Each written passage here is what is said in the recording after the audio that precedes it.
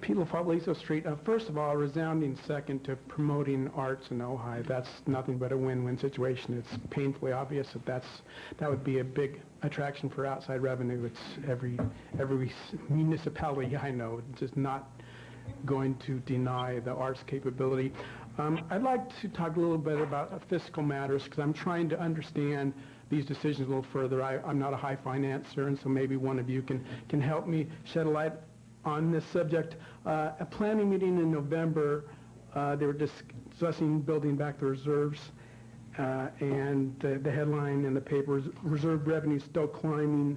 Mr. Kirshner, you reminded the council at that time in that meeting of the $3 million startup fee, as you put it, that the redevelopment agency still owes the city, and you went on to say perhaps we can float a bond for doing this.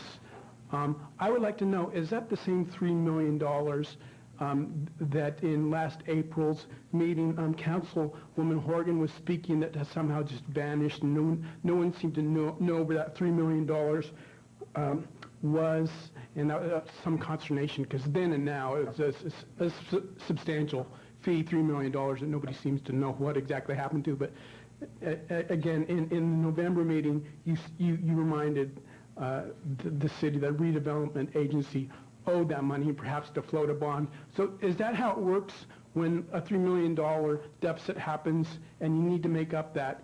Do you float a public bond so the public and the taxpayers can somehow come up with this money that somehow nobody knew what happened to? Again, I'm not being critical. I guess I don't understand finance. I know that in my household finances, if I didn't have the principal, I don't think I could probably get somebody to float me the money if I lost it myself.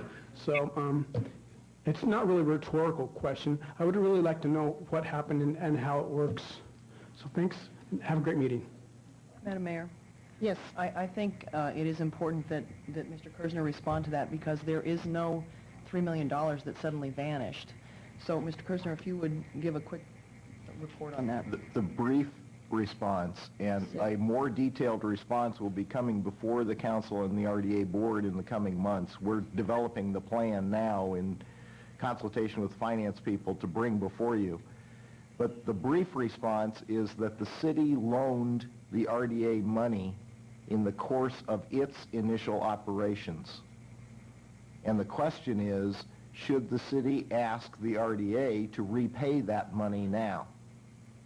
There isn't an issue of taking it out of additional revenues or somehow new taxes or anything else.